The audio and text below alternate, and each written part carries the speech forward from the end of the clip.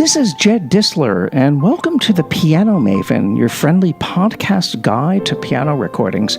Please consider taking out a paid subscription to The Piano Maven, and you can do so by going to our Substack page. There's a link to the Substack page in our episode description. Of course, you can take out a free subscription, but if you do a paid subscription, you get all kinds of goodies. So please consider doing so. I started a little mini-series of episodes that fall under the rubric Acoustically Perfect, which focuses on acoustic piano recordings, a body of work of recordings made prior to the advent of electrical recording, where pianists had to perform in front of a flare metal horn that gathered and funneled sound waves and vibrations toward a thin diaphragm at the end of the horn. And that vibrating diaphragm caused an attached stylus to etch the sound waves onto a master disc that you would buy at your local record emporium. I mean, you wouldn't buy... actually, the master disc was used to press other discs, and it was those discs pressed from the masters that you would buy at your local record emporium circa 1910 or 1923, before electrical recordings were invented.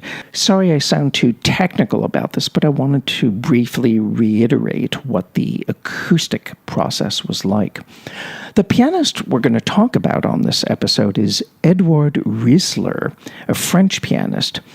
Although he trained and lived most of his life in Paris and taught at the Paris Conservatory, he was basically steeped in the Austro-German school, and he was known for giving cycles devoted to the complete Beethoven sonatas and the complete Well-Tempered Clavier of Bach, along with Schumann sonatas and Schubert sonatas, and he even made a marvelous solo piano transcription of Richard Strauss's tone poem Till Eulenspiegel. He also arranged Wagner's opera Das Rheingold for 2 pianos, and he used to play that with his younger colleague Alfred Cortot. I would give anything to find a copy of that. It would be so much fun to play Das Rheingold on 2 pianos with somebody. But in fact, Edouard Risler played everything. He knew the entire repertoire, and he also championed new works. Paul Dukas, for example, dedicated his humongous piano sonata to Risler. And apparently, Edouard Risler was a pianist who specialized in delicate and subtle pedal effects, almost anticipating Walter Gieseking in this regard.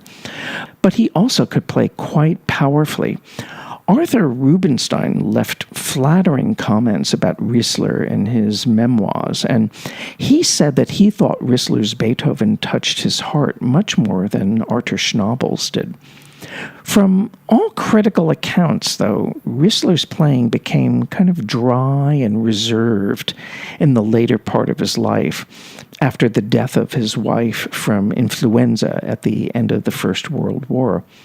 And from then on, Risler became very corpulent, and basically he ate himself to death at the relatively young age of 56. Edouard Risler made his only recordings in the year 1917, all for the Pathé label, 18 selections in all. The whole series was reissued in 2002 on the Symposium label on CD in very, very noisy transfers.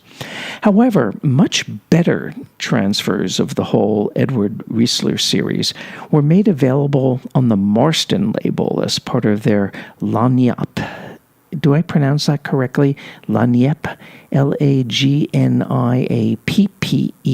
series. Lagniappe series, Lagniappe, however you pronounce it.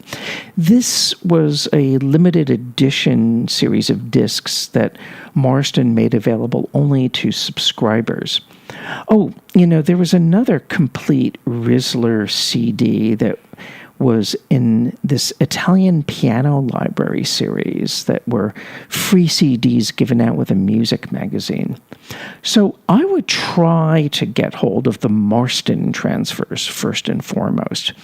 Now, notwithstanding the primitive sound and the use of a piano that does not always hold its tuning, you can tell from these recordings that Edouard Risler was a major artist. We have just a few traces of what must have been Risler's great Beethoven playing in performances of the Scherzo from the Sonata, Opus 31, number 3, and the finale of Opus 26, and also what I think is Risler's solo piano reduction of the slow transitional movement from Beethoven's Fourth Concerto.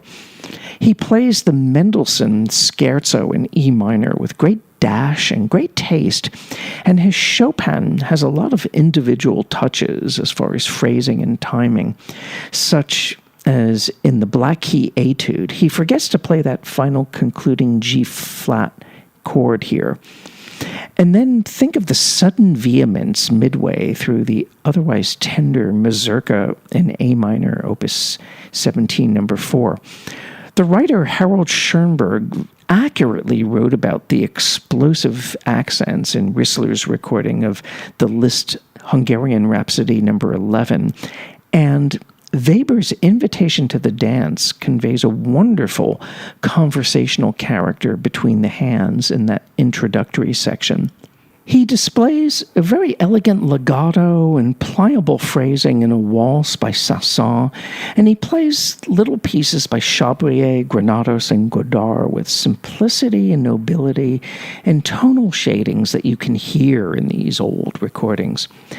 I think it's kind of odd how even the most hardcore piano mavens that I know don't really talk about the Edouard Risler recordings, maybe because they haven't been so easily accessible as early acoustic recordings by Rachmaninoff or Joseph Hoffman. But there is a lot to savor in these recordings, and as I said earlier, some of the subtleties of his touch and tonal shadings and command of the pedal come through very clearly through the acoustic horn.